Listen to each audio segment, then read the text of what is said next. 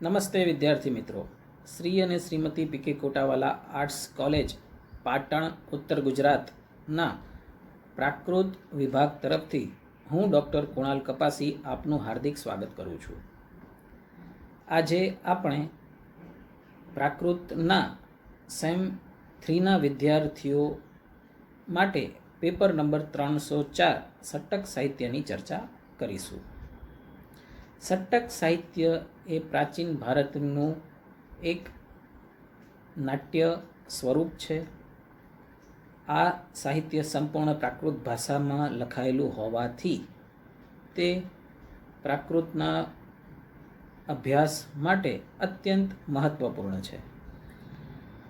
આ જ સટ્ટક સાહિત્યનો પરિચય સેમ 2ના વિદ્યાર્થીઓને પણ ઉપયોગી થાય છે, કારણ કે તેમને પણ પેપર નંબર 205માં સટ્ટક સાહિત્ય એક યુનિટ આવે છે. સટ્ટક એ પ્રાચીન ભારતનું એક નાટક સ્વરૂપ હતું. તેને જાણવા માટે સૌપ્રથમ આપણે પ્રાચીન ભારતના નાટકના ઇતિહાસ વિશે જાણવું પડશે. ભારતની નાટ્ય પરંપરા અત્યંત પ્રાચીન છે. નાટક પરંપરામાં અન્ય એક ગ્રીક નાટકોનું પણ યોગદાન જોવા મળે છે. વર્તમાન નાટકોમાં ગ્રીક નાટકોનો પ્રભાવ જોવા મળે છે, પરંતુ પ્રાચીન ભારતમાં પણ એક નાટ્ય પરંપરા હતી, જે આપણને શિલાલેખો તેમજ શિલ્પો તેમજ સાહિત્યમાં જાણવા મળે છે. આ સાહિત્ય વિશે આજે આપણે જાણીશું. સૌપ્રથમ આપણે હેમચંદ્રાચાર્યને યાદ કરીએ. કલિકાલ સર્વજ્ઞ તરીકે પ્રખ્યાત હેમચંદ્રાચાર્યએ સિદ્ધરાજ જયસિંહની સભામાં સંસ્કૃતના સિદ્ધહેમ વ્યાકરણ રચીને ગુજરાતને ગૌરવ અપાવ્યું હતું. હેમચંદ્રાચાર્યએ અનેક વિષયોમાં પોતાના વિચારો રજૂ કર્યા છે. નાટક વિશે પણ તેમણે પોતાના કાવ્યાનુશાસન નામના ગ્રંથમાં ચર્ચા કરી છે. તેમણે સટ્ટક સાહિત્યનો પણ ઉલ્લેખ કાવ્યાનુશાસન ગ્રંથમાં કર્યો છે.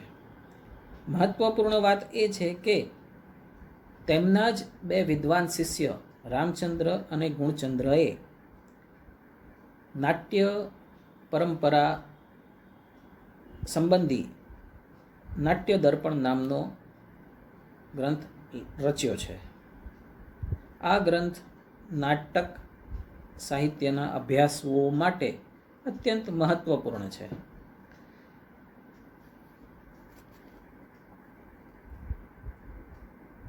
ભારતની નાટ્ય પરંપરા અત્યંત પ્રાચીન છે.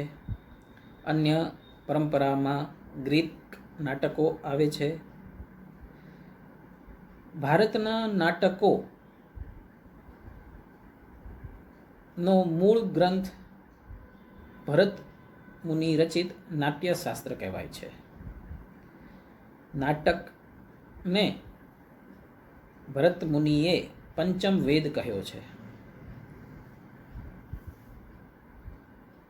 નાટ્યશાસ્ત્રમાં ભરત મુનિએ નાટકના મહત્વ વિશે જણાવતા કહ્યું છે કે ન તદ જ્ઞાનમ ન તદ શિલ્પમ ન સા વિદ્યા ન સા કલા ન સા યોગો ન તત્કર્મ નાટ્યે અસ્મિન યદ ન દૃશ્યતે. એટલે એવું કોઈ જ્ઞાન નથી, એવું કોઈ શિલ્પ નથી, એવી કોઈ વિદ્યા નથી કે એવી કોઈ કલા નથી, એવો યોગ પણ કોઈ નથી કે એવું કર્મ પણ નથી કે જેમાં જે નાટકમાં જોવા ન મળે. એટલે કે નાટક એ સંપૂર્ણ માનવ જીવનનું એક પ્રતિબિંબ સમાન છે. આજે પણ આપણે નાટકોમાં પ્રચલિત વિષયો પર પ્રયોગ કરવામાં આવે છે અને આપણે આજે નાટકોની પરંપરા મંદ પડી છે, કારણ કે સિનેમાનો યુગ આવ્યો છે. સિનેમાના યુગમાં પણ નાટકે પોતાનું સ્થાન ટકાવી રાખ્યું છે. નાટકને પંચમ વેદ કહેવામાં આવે છે. ભારતમાં વૈદિક પરંપરાનું અત્યંત મહત્વ છે. 4 વેદ ભારતમાં પ્રસિદ્ધ છે. નાટકને 5મો વેદ કહેવામાં આવે છે. ભારતના પ્રાચીન નાટ્યકારોમાં ભાસ, શુદ્રક, કાલિદાસ વગેરે સમૃદ્ધ નાટ્યકારો આવે છે. ભારતનો નાટકનો ઇતિહાસ લગભગ 2500 વર્ષ જૂનો છે. પ્રાચીન નાટકોની ભાષા સંસ્કૃત, પ્રાકૃત હતી, પરંતુ 10મી સદી પછી નાટકોની ભાષામાં લોકભાષાનો પ્રયોગ કરવામાં આવ્યો. આજે પણ ટીવી, સિનેમા, ઇન્ટરનેટના સમયમાં નાટકનું ચલણ અકબંધ રહ્યું છે. સિનેમા પણ એક નાટકનો જ પ્રકાર છે તેમ કહી શકાય. નાટકનો ઉદ્દેશ્ય શું છે? તો કે મૂલ્યનિષ્ઠ શિક્ષણ, અને તે પણ મનોરંજનની સાથે. કહેવાય છે કે શિક્ષણ એ કંટાળાપૂર્ણ હોય છે, પરંતુ એ જ શિક્ષણને જો તમે મનોરંજક રીતે રજૂ કરો તો તે શિક્ષણ જે તે વ્યક્તિને પ્રાપ્ત થાય છે. ભારતીય નાટકોનો મુખ્ય વિષય પૌરાણિક, સામાજિક અને ઐતિહાસિક કથા વસ્તુ પર રહેલો છે. ભારતીય નાટ્ય સાહિત્યના મુખ્ય પાત્ર નાયક, નાયિકા અને વિદૂષક છે. આજે પણ આપણે જોઈએ છીએ કે સિનેમા એટલે કે ફિલ્મોમાં, ભારતીય ફિલ્મોમાં નાયક, નાયિકા અને કોમેડિયન તો હોય જ છે. આ પરંપરા પ્રાચીન સમયથી ચાલી આવે છે. આપણે વાત કરી નાટકોની. પ્રાચીન ભારતના નાટકો એ રાજ્યાશ્રિત અને પ્રજાઆશ્રિત હતા. એટલે કે પ્રાચીન સમયમાં રાજાશાહી હતી, અને રાજાશાહીના સમયમાં રાજાની પ્રેરણાથી નાટકો રચાતા હતા, અને રાજાના મહેલમાં નાટકો ભજવાતા હતા. એટલે કે તે નાટકો રાજ્યને આશ્રિત હતા. બીજા નાટ્ય સ્વરૂપ એ પ્રજાને આશ્રિત હતા, એટલે કે સામાન્ય પ્રજાજનની સામે ભજવવામાં આવતા હતા. આજે પણ રામલીલા, ભવાઈ વગેરે સામાન્ય લોકો માટે ભજવવામાં આવે છે, અને તે સામાન્ય લોકોમાં અત્યંત લોકપ્રિય પણ રહ્યું છે.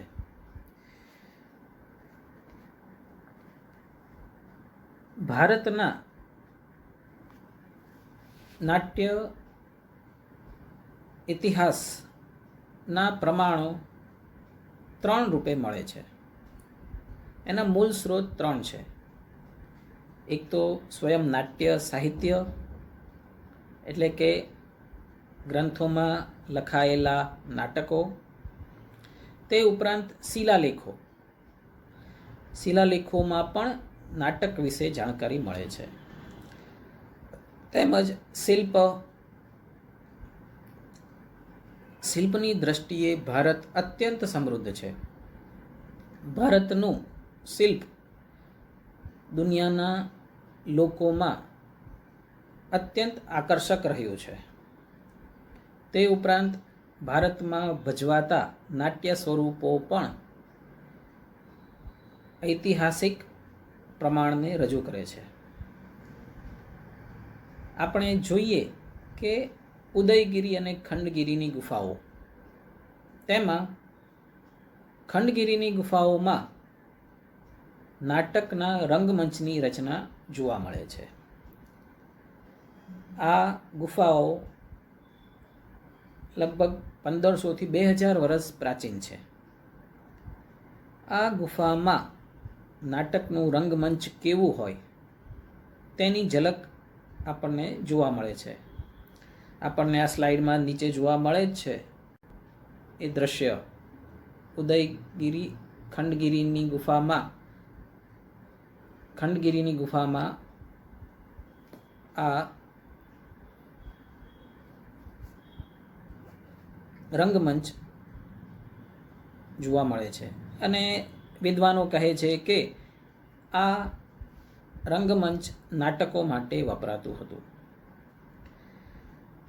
આ ઉદયગીરી અને ખંડગીરીની ગુફાઓ ભુવનેશ્વરમાં આવેલી છે. ત્યારબાદ ભારતના સૌથી પ્રાચીન શિલાલેખો અશોકના ગણાય છે. અશોકના શિલાલેખો પ્રાકૃત ભાષામાં રચાયેલા છે. અશોકના શિલાલેખમાં સમાજ નામના શબ્દનો ઉલ્લેખ આવે છે. એમ જણાય છે કે સમાજ એટલે જ પ્રાચીન સમયનું નાટક, એમ વિદ્વાનો માને છે. ઈસવીસનની 1લી સદીથી 10મી સદી સુધી લગભગ 100થી વધારે સંસ્કૃત નાટકો હાલ આપણને પ્રાપ્ત થાય છે. અનેક નાટકો લુપ્ત થયા છે, પરંતુ આ 101 નાટકો આપણને પ્રાપ્ત થાય છે. તે ઉપરાંત પણ બીજા અનેક નાટકો આપણને જોવા મળે છે. શિલ્પ સાહિત્ય અને શિલ્પ. ભારતીય શિલ્પોમાં નાટ્યને રજૂ કરતા હાવભાવ જોવા મળે છે અને તે શિલ્પોની રચના પણ નાટકના નિયમ અનુસાર જ કરવામાં આવી હશે. ભારતના શિલ્પો તમે જુઓ તો તેના હાવભાવ આબેહૂબ હોય છે અને સામે તમને દેખાય છે જ સ્લાઇડમાં. પ્રથમ સ્લાઇડમાં જોવા મળે છે કે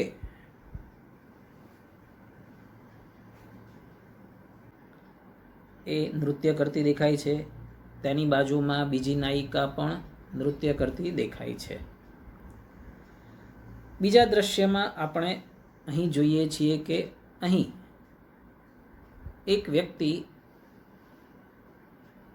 બીન જેવું કંઈક વાજિંત્ર વગાડી રહ્યો છે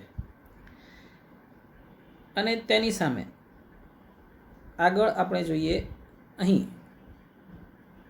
એક વ્યક્તિ સિતાર જેવું એક વાજિંત્ર વગાડી રહ્યો છે.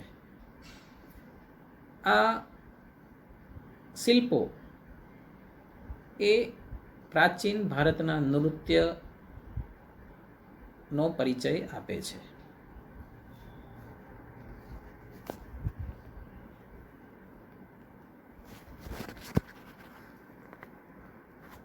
નાટ્ય સાહિત્યના ઉદ્ભવ અને વિકાસ અંગે આપણે હવે ચર્ચા કરીએ.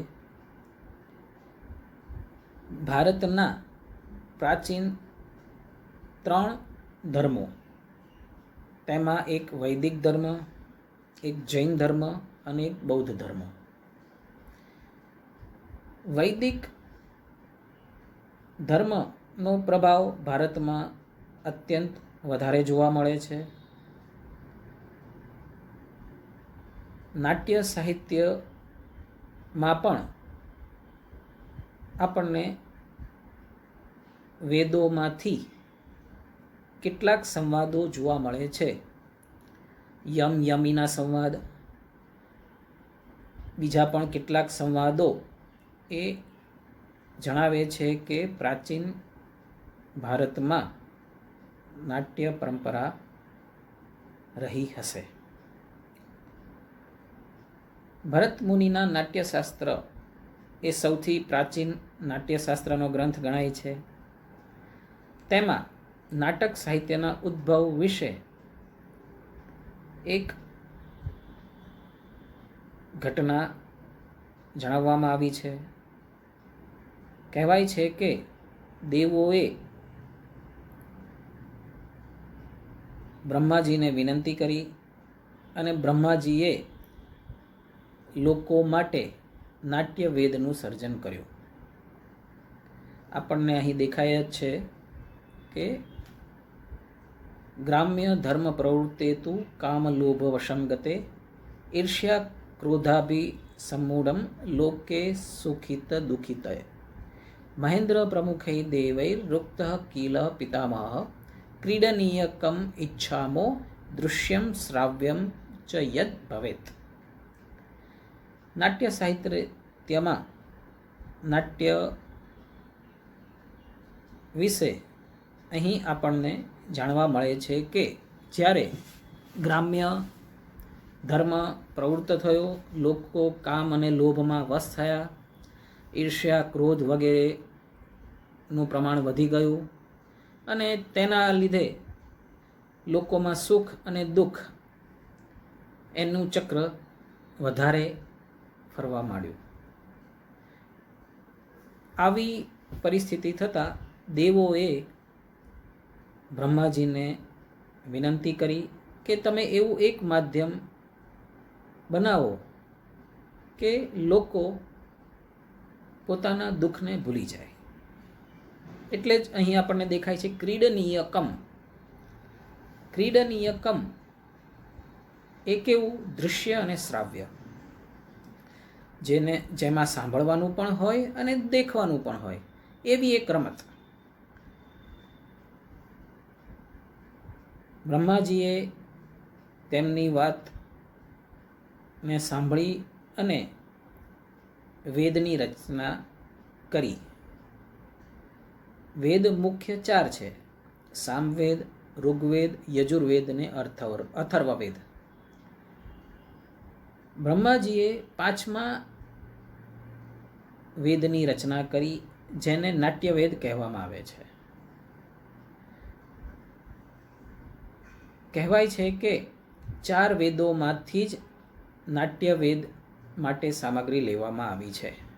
કહેવાય છે કે ઋગ્વેદમાંથી પાઠ્ય લેવામાં આવ્યું, સામવેદમાંથી ગીતનું ચયન કરવામાં આવ્યું, યજુર્વેદમાંથી અભિનય લેવામાં આવ્યો અને અથર્વવેદમાંથી રસને ગ્રહણ કરીને નાટકની રચના કરવામાં આવી. નાટ્યશાસ્ત્રમાં એમ પણ જણાવ્યું છે કે શિવજીનું તાંડવ અને પાર્વતીનું લાસ્ય તેનો સમન્વય નાટકમાં જોવા મળે છે.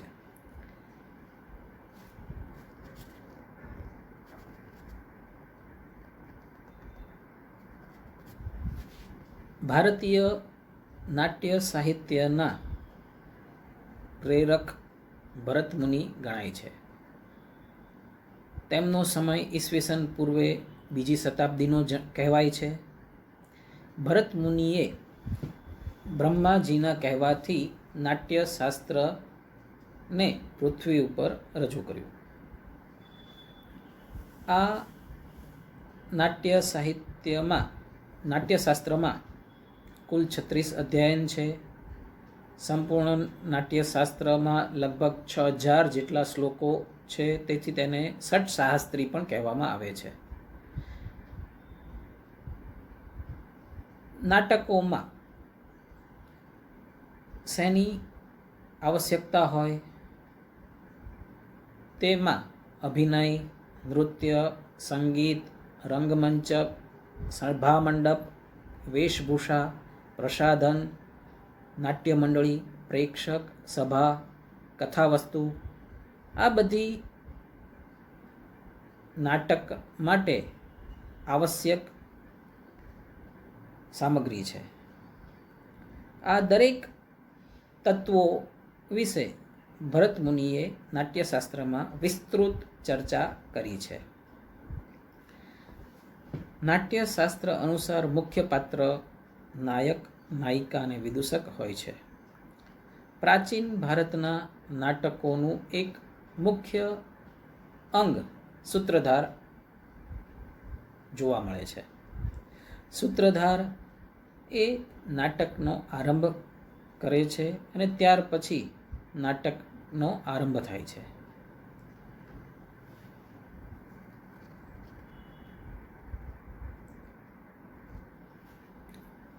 ભરત મુનિના નાટ્યશાસ્ત્રની તો આપણે વાત કરી જ.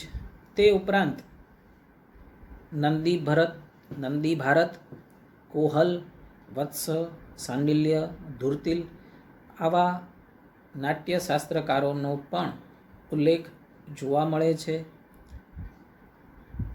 તે સિવાય જુદા જુદા સમયે નાટ્યશાસ્ત્રના આધારે અન્ય ગ્રંથોની પણ રચના કરવામાં આવી, જેમાં નાટ્યના વિષયમાં ચર્ચા કરવામાં આવી અને તે સમયના નાટ્ય સ્વરૂપોને આધારે આ નાટ્યશાસ્ત્રના નિયમોમાં પણ ફેરફાર કરવામાં આવ્યો.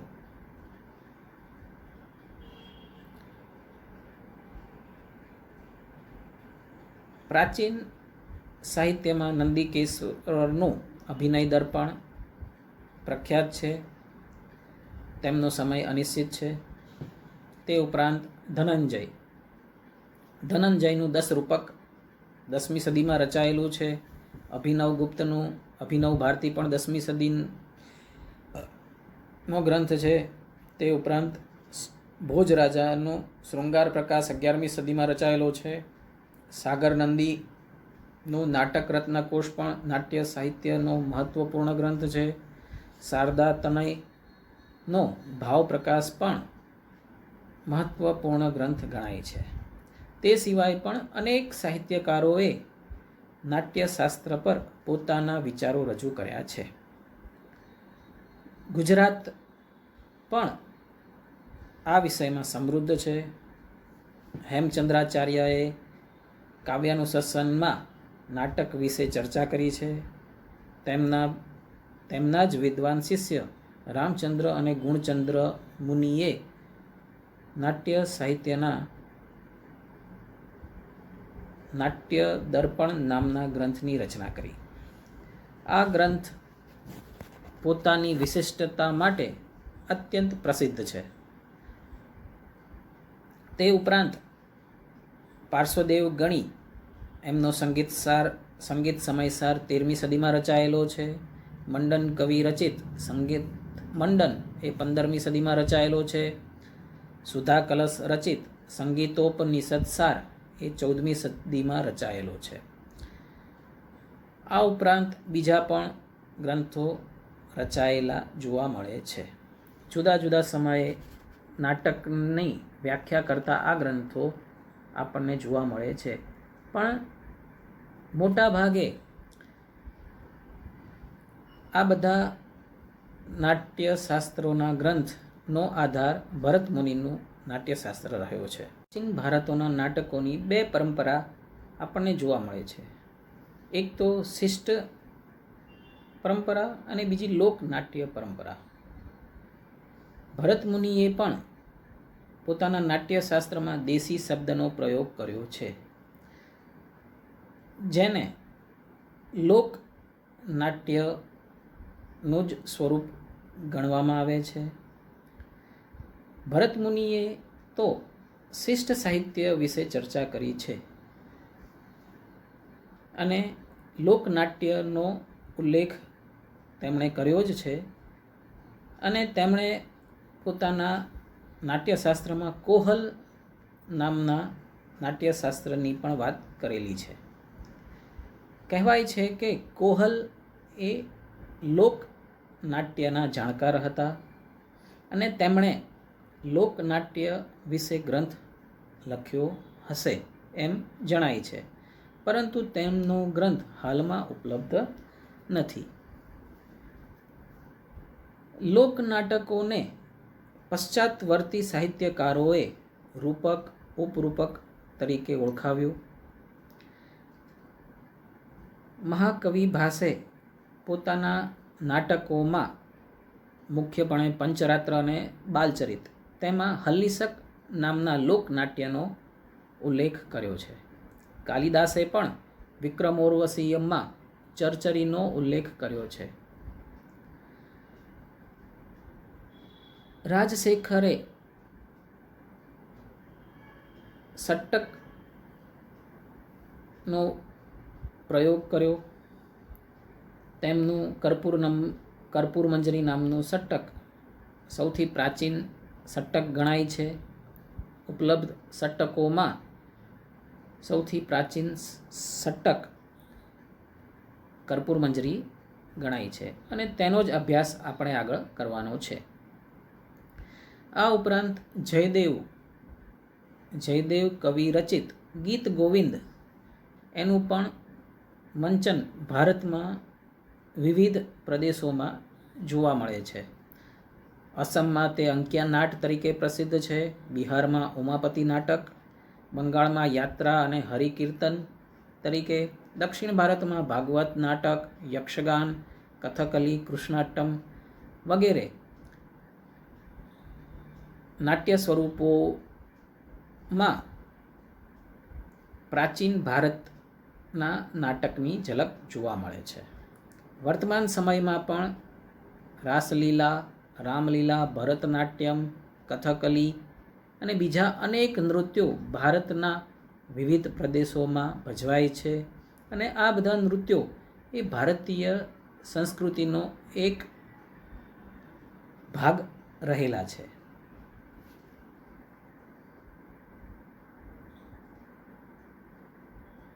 હવે આપણે સટ્ટક સાહિત્યનો સામાન્ય પરિચય મેળવીશું. સટ્ટક સાહિત્ય એટલે કે સટ્ટક એટલે શું? Doctor A.N. ઉપાધ્યાયે સટ્ટકની વ્યુત્પત્તિ અટ્ટ શબ્દથી કરે છે. અટ્ટ એ દેશી શબ્દ છે.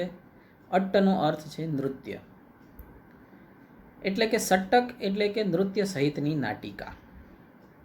સટ્ટક એ સંપૂર્ણ પ્રાકૃત ભાષામાં રચાયેલું એક નાટક છે જેમાં નૃત્યની મુખ્યતા જોવા મળે છે. તેનો ઉદ્દેશ્ય સામાન્ય જનનું મનોરંજન કરવાનો છે. સટ્ટકમાં 4 જવનિકા જોવા મળે છે. સટ્ટકમાં પ્રસિદ્ધ 9 રસમાંથી રૌદ્ર, ભયાનક, બીભત્સ અને વીરરસ આ 4 રસોની અનુપસ્થિતિ જોવા મળે છે. એટલે કે તેના સિવાય શૃંગાર, હાસ્યરસ અહીં જોવા મળે છે.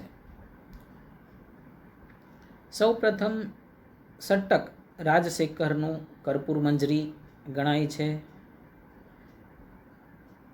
ભરત મુનિના નાટ્યશાસ્ત્ર અંતર્ગત રૂપકનો પણ ઉલ્લેખ થયો છે. સાહિત્ય દર્પણમાં સટ્ટકને સાટક નામથી ઉલ્લેખ કરવામાં આવ્યો છે. અગ્નિપુરાણમાં પણ સટ્ટકનો ઉલ્લેખ જોવા મળે છે. ભરહુતના શિલાલેખમાં સાહિડક નૃત્ય એનો ઉલ્લેખ છે. આ સાહિડક એટલે જ સટ્ટક એવું કેટલાક વિદ્વાનો માને છે. હેમચંદ્રાચાર્યએ કાવ્યાનુશાસનમાં રૂપકોનું એક સ્વરૂપ તરીકે સટ્ટકનો ઉલ્લેખ કર્યો છે. તે ઉપરાંત નાટ્ય દર્પણ, શૃંગાર પ્રકાશ, નાટ્ય લક્ષણ રત્નકોશ ઇત્યાદિ નાટ્ય વિષયક ગ્રંથોમાં પણ સટ્ટકનો ઉલ્લેખ જોવા મળે છે. તેથી કહી શકાય કે સટ્ટક એ પ્રાચીન ભારતનું એક પ્રસિદ્ધ નાટ્ય સ્વરૂપ હતું. જો કે આજે તે જોવા મળતું નથી, પરંતુ તેની કથા વસ્તુ આજની પણ ભારતીય ફિલ્મોમાં આપણે જોઈએ છીએ. ભારતીય ફિલ્મોની એક વિશેષતા એ છે કે તેમાં હીરો, હિરોઈન અને કોમેડિયન આ ત્રણ તો હોય જ. વિદેશી ફિલ્મોમાં આવું જોવા મળતું નથી, પરંતુ ભારતીય ફિલ્મોમાં આ જોવા મળે છે. એટલે કે વર્તમાન ભારતીય સિનેમામાં પણ ભારતીય નાટ્ય સાહિત્યના, પ્રાચીન ભારતીય નાટ્ય પરંપરાના અંશ આપણને જોવા મળે છે. તેથી કહી શકાય કે પ્રાચીન ભારતનું નાટ્ય પરંપરા અત્યંત સમૃદ્ધ હતી. Thank you. નમસ્કાર.